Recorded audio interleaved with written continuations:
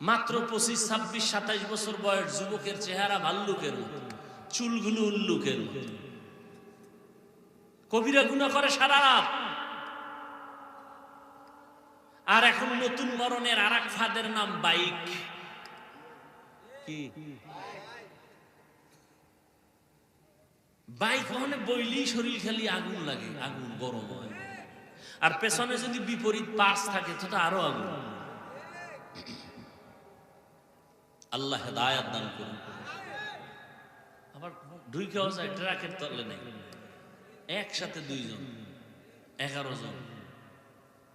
আহা, আল্লাহ হেদায়েত দান করুন। এরে যুবক, ভালো করে বুঝো, আল্লাহর মোহাব্বত নিয়া জীবনটারে সুন্দর করে আগাও। সাহাবী যখন বলে আমার সন্তান কই, মরে গেছে, কয় না, আমার সন্তান ঘুমায়। আসলে তো মরে গেছে। যদি এখন বলি স্বামীর মনটা খারাপ হবে, যুদ্ধ পরিচালনা করে আনছে, স্ত্রী সান্ত্বনা দিছে, ঘুমায় তো বাবাও নিশ্চিন্তায় ঘুমায় গেছে। ফজরের আজান হয়ে গেল, দুজন উঠে ফজরের নামাজ আদায় করে। এবার স্ত্রী স্বামী ডাক দিয়া কয়, স্বামী আমার মনটা খুশি নি। বলে খুশি, একটা কথা বলবো, শুনবেন নি? কয় শুনবো। মনে কষ্ট নিবেন না তো? কয় না। শুনেন, আপনারা খেয়াল করেননি, আমি 2 মিনিটে মোনাজাত দেব একটু। আর যারা গুনা টুনা নেই, মোনাজাতেরও কি নেই, দরকার নেই। স্ত্রী ডাক দিয়া বলে, স্বামী আমার, কেউ যদি আপনার কাছে কোনো জিনিস আমানত রাখে, রাখবেন নি? কয় রাখবেন। সময় মতো চাইলে দিবেন নি? কয় দিব। কয় দিতে গিয়ে মনে কোনো কষ্ট পাবেন নি? কয় না। দেখছেন নি কারবার, বুঝেননি? স্ত্রী ডাক দিয়ে কয়, স্বামী আমার, আল্লাহ তাআলা আমাদেরকে একটা সন্তান দিয়েছেন, আমানত। আল্লাহ আমানত হিসেবে দিয়েছেন। সময় হয়ে গেছে, গত পরশুদিন আল্লাহ নিয়ে গেছে। এই কথা শুইনা স্বামী একটা চিৎকার মেরে পড়ে গেছেন। হুশে আইসা ডাক দিয়ে কয়, বিবি, আল্লাহ সন্তান দিছেন, নিয়ে গেছেন, দুঃখ নাই। তবে হাদিস আর কোরআনের বয়ানে যা বুঝলাম, ধৈর্যের পরীক্ষায় তুমি পাস। আমি নিশ্চিত তুমি জান্নাত পেয়ে যাবারে বিবি। তুমি আমার হাতে হাত রেখে একটু ওয়াদা দাও, জান্নাতে যাওয়ার সময় আমারে নিয়ে যাইবেন। কারণ কিয়ামতের ময়দানে সূর্যের গরম বড় কঠিন। মানুষগুলো, পুরুষ নারী সব উলঙ্গ দাঁড়াবে হাসরের মাঠে। সূর্যের গরমে মাথার মগজগুলো টাস টাস করে ফেটে যাবে। জাহান্নামের আগুনের গরম, জমিনটা তামা হয়ে যাবে। নবীরা পর্যন্ত নাফসি নাফসি বলে কান্না করবেন। উম্মতেরা পাগলের মতো দৌড়াবেন। আল্লাহ পাক কহরিয়াতের আওয়াজ দিবেন, মারাত্মক আওয়াজ, রাগান্বিত আওয়াজ। লিমানিল মুলকুল ইয়াউম লিল্লাহিল ওয়াহিদিল কাহ্হার। আল্লাহ পাক যখন কুদরতি আওয়াজটা রাগান্বিত হালাতে দিবেন, আজকের দিনের রাজত্ব কার বলিয়া হাসরের ময়দানটা থরথর থরথর করে কেঁপে উঠবে। নবীরা পর্যন্ত গুনাহ নাই কিন্তু কান্না শুরু করবেন। মুসা নবী কাঁদবেন, আল্লাহ আমার উপায় কি হবে? ঈসা নবী কান্না করবেন, আমার কি উপায় হবে? ইব্রাহিম নবী কান্না করবেন, আমার উপায় কি হবে? আদম নবী কান্না করবেন, আমার কি উপায় হবে? নূহ নবী কান্না করবেন, আমার কি উপায় হবে? আল্লাহর নবী আম্মা জান আয়েশাকে বলেন, আয়েশা, কিয়ামতের দিন উম্মতেরা পাগলের মতো দৌড়ায়, কোন নবী তাদের একটু সান্ত্বনাও দেয় না। এই উম্মতরা ঘুরতে ঘুরতে ঘুরতে ঘুরতে আমার কাছে দৌড়াইবে, আম্মা জান আয়েশা বলে নবী আপনাকে কোথায় তারা পাবে? নবী বলেন আমি আমার মাওলার সামনে মাকামে মাহমুদে সিজদায় পড়ে কাঁদবো। সমস্ত নবীরা নিজেদের জন্য কান্না করবেন। আদম নবী বলবেন আল্লাহ আমাকে বাঁচাও। মূসা নবী নিজের চিন্তায় কাঁদবেন। ঈসা নবী নিজের চিন্তায় কান্না করবেন। আমি মুহাম্মদ আল্লাহর দরবারে কান্না করে একবারও বলবো না আল্লাহ আমারে বাঁচাও, একবারও আমি বলবো না। আমি আল্লাহর কাছে কদমে পড়ে কাঁদবো আর বলবো আল্লাহ আমার উম্মতের বাঁচাও, আমার উম্মতের বাঁচাও। আমার একটা উম্মত যেন জাহান্নামে না যায়। ওই জাহান্নামে যদি ধরিয়া ফেলায় আমার উম্মত, আমি জান্নাতে যাব না। যেই উম্মতের জন্য আমি মুহাম্মদ দান শহীদ পর্যন্ত করে ফেললাম, যেই উম্মতের জন্য আমি ঘুমাইতে পারি নাই, যেই উম্মতের জন্য পেটে পাথর বেঁধেছি, ওই উম্মতের জন্য নবী কান্না করবেন। আল্লাহ বলবেন নবী আপনি কাঁদবেন না, মাথা উঁচু করে আপনার উম্মত গুলো বাছাই করে করে জান্নাতের দিকে নিয়ে আগাইতে থাকেন। আমি আমার উম্মত গুলো ধরে ধরে জান্নাতের দিকে নিয়ে যাব। আম্মা জান আয়েশা রাদিয়াল্লাহু আনহা বলেন নবী কোটি কোটি কোটি কোটি হাজার কোটি মানুষের ভিতর আপনার উম্মত চিনবেন কি করে? মূসা নবীর উম্মতেরাও থাকবে, ঈসা নবীর উম্মতেরাও থাকবে, আদম নবীর উম্মতেরাও থাকবে। আমার নবী বলেন আয়েশা আমার উম্মত যারা খাঁটি উম্মত, পাঁচ বেলার ওযু বানাইয়া নামাজ আদায় করেছে, কিয়ামতের দিন নামাজের ওযুর অংশগুলো নূরের আলোতে ঝলমল করা শুরু করবে। আমি নবী দেখে দেখে তাদের জান্নাতের পথে নিয়ে যাব।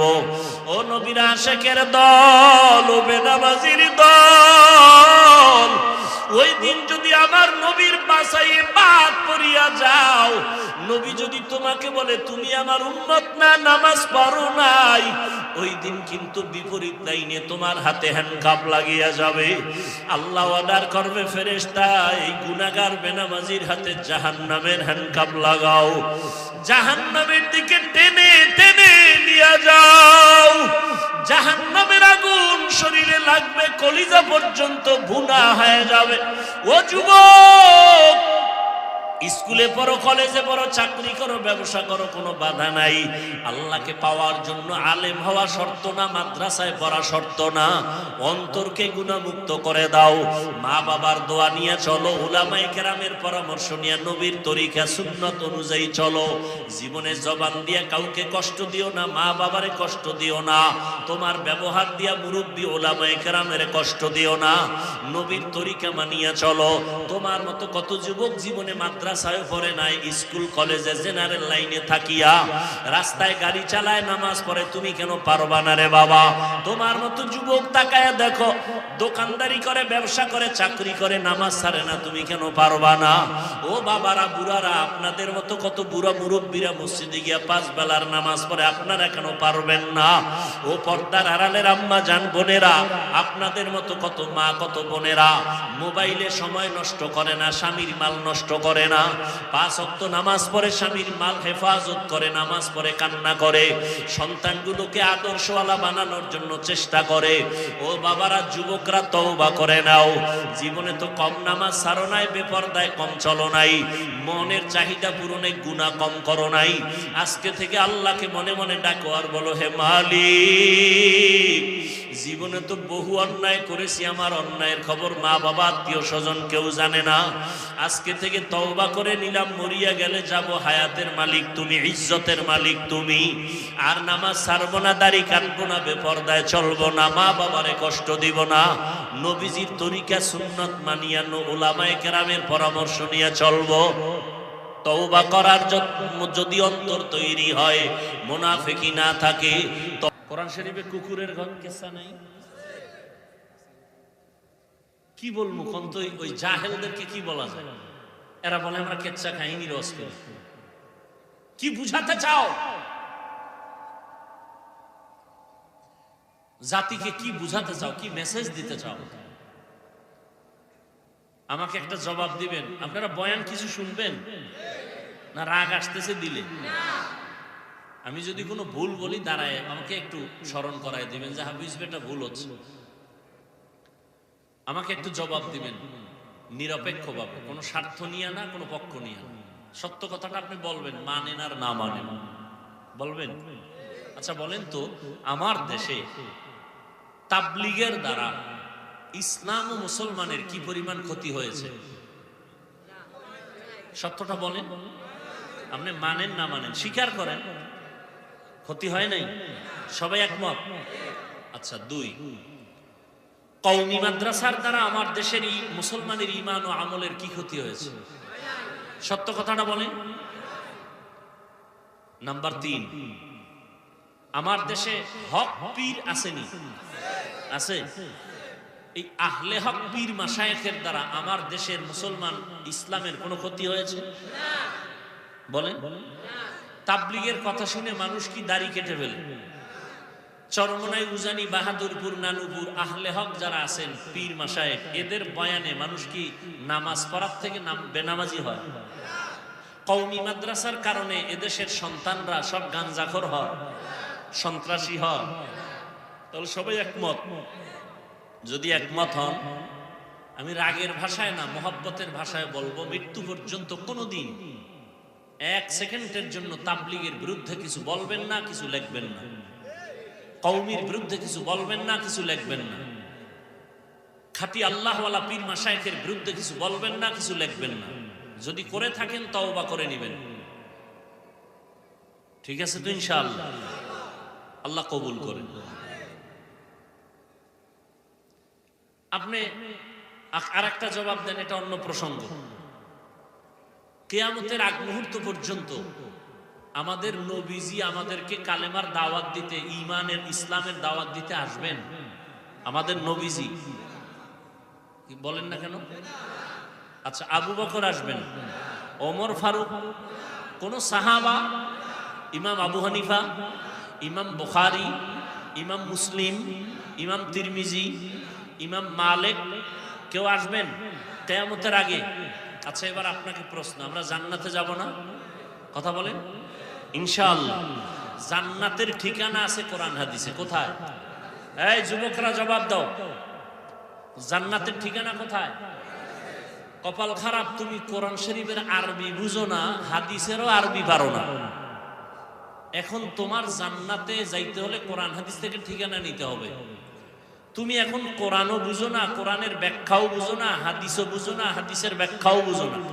এখন তোমার পথ কি? নবীও আসবে না, আবু বকরও আসবে না, সাহাবায়ে কেরামও আসবে না। এখন পথ কি তোমার? কি পথ? একটা পথ খোলা, উলামায়ে আহলে হকের পরামর্শ নিয়ে কোরআন সুন্নাহ অনুযায়ী চলা। কথা ঠিক? কিন্তু তুমি চায়ের দোকানে বইয়া মোষে তেল লাগায়া বলো, আমি কোনো ওলিয়া উলিয়া মানি না, ব্যক্তি মানি না, মাযহাব মানি না, আমি কোরআন হাদিস মানি। তুমি কোরআনের আরবি বুঝো না, হাদিস বুঝো না। তুমি যদি বলো আমি কোনো ব্যক্তি মানি না, আমি কোনো মাযহাব মানি না, আমি কোনো ওলিয়া উলিয়া মানি না, আমি কোরআন হাদিস মানি, তুমি কোরআন হাদিস মানা কি জিনিস তুমি বুঝোই না। বুঝোই না কোরআন হাদিস মানা কি জিনিস। আমি তো সারা বাংলাদেশে কসম খাইয়া বলি, কসম খাইলে কথার গ্রান্টেড আরো বাড়ে। আল্লাহর কসম, জমিনে যারা বলবে আমরা ওলিয়া উলিয়া মানি না, এরা কোরআন শরীফ মানে না, বুখারী শরীফ মানে না, এরা বাতিল, এরা ভণ্ড। এদের যারা ভণ্ড স্বীকার করে না, তারাও ভণ্ড। কথা বুঝাইতে পারছি?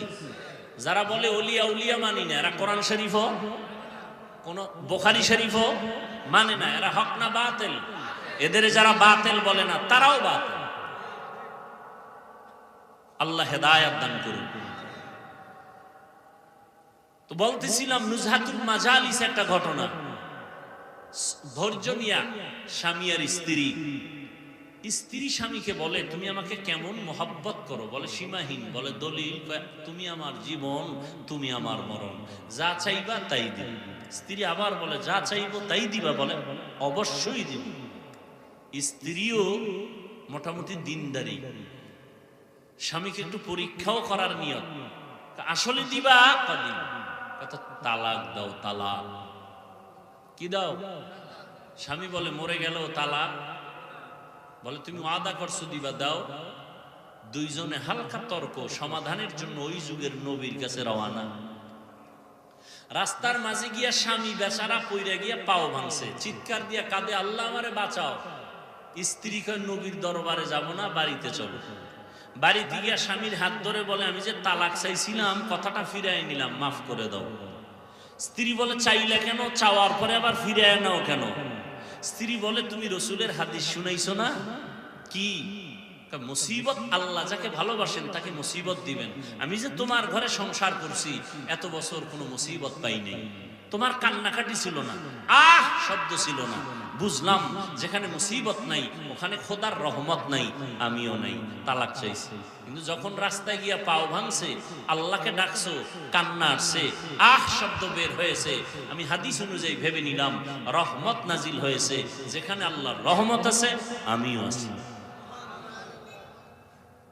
আর আমগো হালকা মুসিবতে পড়লে এলাকার কমিশনার থেকে গালাগালি শুরু করে খোদা পর্যন্ত যায়, ঠিক নেই?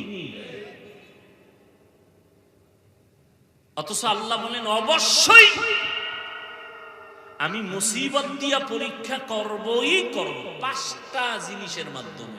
পাশ করার জন্য পুঁজি লাগবে একটা, নাম কি বলেন?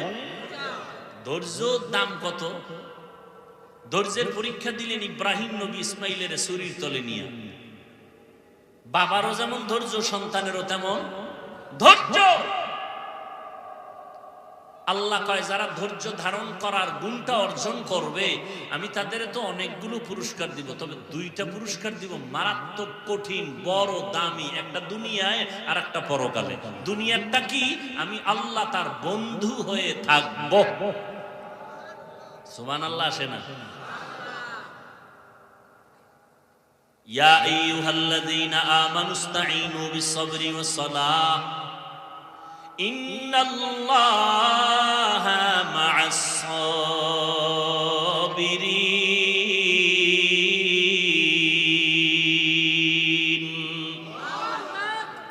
আল্লাহ বলেন, আমার কাছে সাহায্য প্রার্থনা করো সালাত ও সবর ও সালাতের মাধ্যমে, নিশ্চয়ই আমি আল্লাহ সাবিরিন, যারা ধৈর্য ধারণকারী তাদের বন্ধু হয়ে থাকবো। বন্ধু হয়ে যাবেন না, বন্ধু হয়ে থাকবেন সারাক্ষণ। আল্লাহ যদি বন্ধু হয় কোনো পেরেশানি আছে? আছে কোনো পেরেশানি? কোনো পেরেশানি নেই, দুনিয়াতেও নাই। ধৈর্য ধারণকারী যারা, তাদের জন্য আর একটা বড় পুরস্কার পরকালে। কি কয়? যেদিন নবীরা পর্যন্ত আল্লাহর আযাবের ভয়, সূর্যের গরম, জাহান্নামের আগুনের গরমে বেকারার হয়ে যাবে নবীরা, যাদের কোনো গুনাহ নাই। সেই দিন আমি আল্লাহ ধৈর্য ধারণকারীদের বলবো, বিনা হিসাবে জান্নাতে চলে যাও। ইন্নামা ইউওয়াফাস সাবিরুনা আজরাহুম, ইন্নামা ইউওয়াফাস সাবিরুনা আজরাহুম বিগাইরি হিসাব। জান্নাত দিবেন বেগাইরে হিসাব। জান্নাত চাইতো ইনশাআল্লাহ, হিসাব দিয়া না হিসাব ছাড়া? হিসাব দিয়া না হিসাব ছাড়া? আল্লাহ কবুল করেন। বেহেশত আযা কে আজারে নবাশত, কসে রাবা কসে করে নবাশু। আল্লাহ তাআলা বলেন, আমি 5টা জিনিসের দ্বারা পরীক্ষা নিব। পাস করার জন্য একটা পুঁজি লাগবে। পুঁজির নাম কি? ধৈর্য। ধৈর্যটা হাদিস শরীফে নবী বলেন নিসফুল ঈমান, ঈমানের অর্ধেক হলো ধৈর্যের ভেতরে। ইয়া আইয়ুহাল্লাযীনা আমানুসবিরু ওয়া সাবিরু ওয়া রাবিতু ওয়াত্তাকুল্লাহা লাআল্লাকুম তুফলিহুন। ধৈর্যের উপরে মজবুত হয়ে থাকো। মুসিবতের বেলায় ধৈর্য, মুসিবত আসবেই, ধৈর্য হারা হওয়া যাবে না, পাগল হওয়া যাবে না। আল্লাহর উপরে স্মরণ করে ধৈর্যের সাথে মোকাবেলা করো, দোয়া করো, আল্লাহর কাছে কান্নাকাটি করো।